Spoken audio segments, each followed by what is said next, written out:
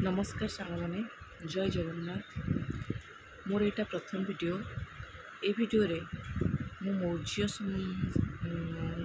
साम्राज्यर किसी क्वेश्चन आनी। जदि आपण मानक मो वीडियो भल लगे काइंडली लाइक करंतु, सब्सक्राइब करंतु। मु एपरि भाव प्रतिदिन किछि क्वेश्चन आनिबी जहाँकि आपण मानक ओटीटी ओएससीटी और अन्य जो सब कॉम्पिटिटिव एग्जाम अच्छी से हेल्प हो। तेबे आमे प्रथम क्वेश्चन को जीवा। प्रथम क्वेश्चन होची मोर, who is the founder of Maurya empire. Maurya साम्राज्यर किए प्रतिष्ठा करथिले, मौर्य साम्राज्य को किए प्रतिष्ठा करथिले। यार ऑप्शन गुड कहला, ऑप्शन ए रे अछि Ashok, B Chandragupta Maurya, C Bimbisara, D Bindusara. Answer टी कौन हो चिंता करंतु, कहंतु।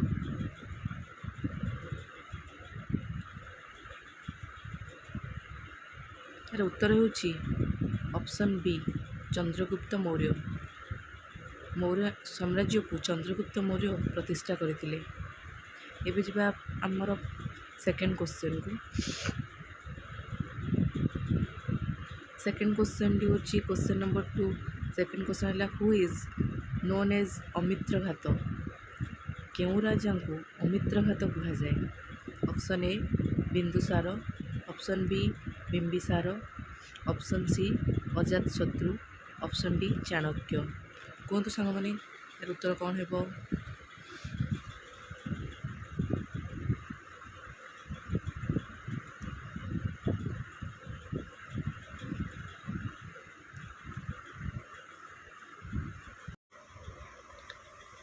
यार उत्तर होची option number A Bindusara.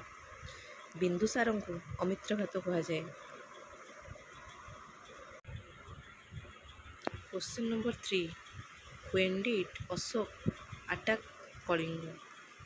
Ashok केबे कलिंग आक्रमण करथिले। ऑप्शन ए है 235 बीसी अर्थात ख्रीष्टपूर्व 235। ऑप्शन बी ख्रीष्टपूर्व 267, ऑप्शन सी ख्रीष्टपूर्व 261, ऑप्शन डी ख्रीष्टपूर्व 254। उत्तर कौन है भावतु आ कहतु कौन है उत्तर।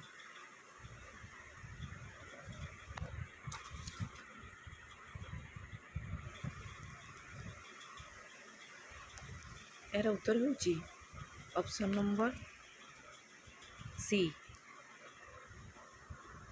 261 ख्रीष्टपूर्व 261। एबे जिबा आमे क्वेश्चन नंबर 4 को। Who is Sanghamitra. संघमित्रा किए। ऑप्शन को देखिबा। Option A Ashok sister, option B Ashok wife, option C Ashok daughter, option D Ashok mother. Ashok Sanghamitra अशोकंकर भौणी थिले ना अशोकंकर स्त्री थिले ना अशोकंकर झियो थिले ना अशोकंकर माँ थिले। किए थिले। यार सठिक उत्तर होची option number C Ashok daughter. Sanghamitra होचंदी अशोकंकर कन्या। एबे जिबा आमे क्वेश्चन नंबर 5 को। Question number 5, what is the capital of Maurya empire. Maurya साम्राज्यर कैपिटल अर्थात राजधानी नाम कौन थिला मौर्य साम्राज्यर राजधानी। Option A Pataliputra, option B Dwarasamudra, option C Madurai, option D Devagiri. Maurya साम्राज्यर राजधानी केउठी थिला टिके चिंता करंतु।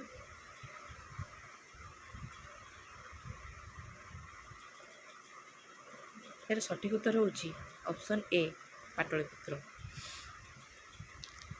एबे आमे थिबा क्वेश्चन नंबर 6। क्वेश्चन नंबर 6 रे देला who is the writer of Panchatantra. Panchatantra लेखक किए। किए पंचतंत्र लिखिथिले। Option A Kautilya, option B Megasthenes, option C Vishnu Sharma, option D Ashoka. एमानक मध्यरु किए पंचतंत्र रचना करथिले। कहतु सांग माने किए रचना करथिले। ଏହାର ଉତ୍ତର ହେଉଛି option number C Vishnu Sharma. ବର୍ତ୍ତମାନ ଯିବା କ୍ୱେଶ୍ଚନ୍ ନମ୍ବର 7କୁ। କ୍ୱେଶ୍ଚନ୍ ନମ୍ବର 7ରେ ହେଲା who is known as Devanam Priyadarshi. ଏମାନଙ୍କ ମଧ୍ୟରୁ କେଉଁ ରାଜାଙ୍କୁ ଦେବାନାଂ ପ୍ରିୟଦର୍ଶୀ କୁହାଯାଏ। ଦେବାନାଂ ପ୍ରିୟଦର୍ଶୀ କେଉଁ ରାଜାଙ୍କୁ କୁହାଯାଏ? କୁହନ୍ତୁ ସାଙ୍ଗମାନେ କେଉଁ ରାଜାଙ୍କୁ କୁହାଯାଏ? ଅପସନ୍ ଏ ଦେଲା Bimbisara, option B Bindusara, option C Ashoka, option D Chanakya. କେଉଁ ରାଜାଙ୍କୁ ଦେବାନାଂ ପ୍ରିୟଦର୍ଶୀ କୁହାଯାଏ? ଚିନ୍ତା କରନ୍ତୁ।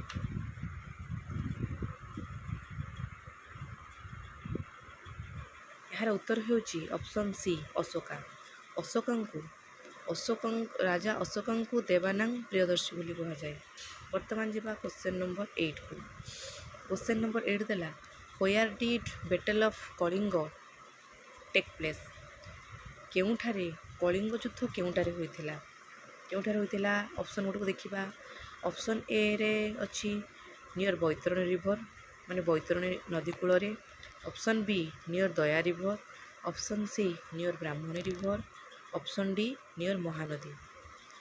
କେଉଁ ନଦୀ କୂଳରେ ଆମର କଳିଙ୍ଗ ଯୁଦ୍ଧ ହୋଇଥିଲା? ଏହାର ସଠିକ୍ ଉତ୍ତର ହେଉଛି option B near Daya river. ଆମର କଟକ ଭୁବନେଶ୍ୱର ନିକଟରେ ଥିବା ଦୟା ନଦୀ ଯେଉଁ ରହିଛି, ଦୟା ନଦୀ କୂଳରେ ଆମର କଳିଙ୍ଗ ଯୁଦ୍ଧ ହୋଇଥିଲା। ଏବେ ଯିବା ଆମର ପରବର୍ତ୍ତୀ ପ୍ରଶ୍ନକୁ, କ୍ୱେଶ୍ଚନ୍ ନମ୍ବର 9କୁ। କ୍ୱେଶ୍ଚନ୍ ନମ୍ବର 9ରେ ଦେଲା who is the father of Ashok. ଅଶୋକଙ୍କର ପିତାଙ୍କର ନାମ କ'ଣ ଥିଲା? ଅପସନ୍ ଗୁଡ଼ିକୁ ଦେଖିବା। ଅପସନ୍ ଏ ହେଲା Pulakeshi, option B Bindusara, option C Chandragupta Maurya, option D Ajatashatru. ଅଶୋକଙ୍କର ବାପା କିଏ ଥିଲେ?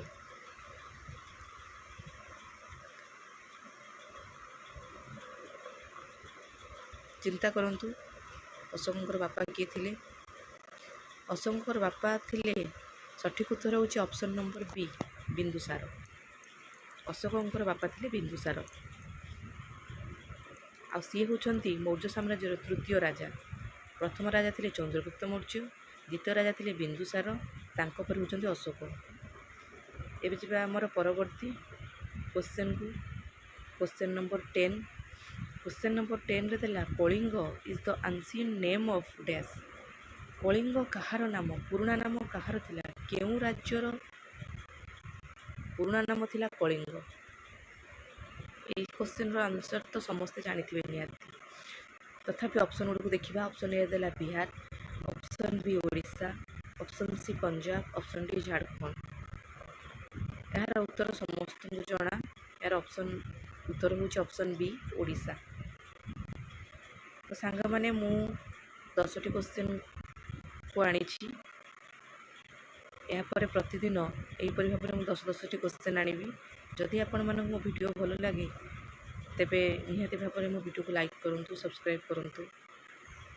ମୋତେ ପ୍ରତିଦିନ ଏହିପରି ଭାବରେ ଅନ୍ୟାନ୍ୟ ଭିଡ଼ିଓ ତିଆରି କରିବା ପାଇଁ ମୋତେ ଭଲ ଲାଗିବ। ମୁଁ ଭିଡ଼ିଓ ତିଆରି କରିବି। ଆପଣ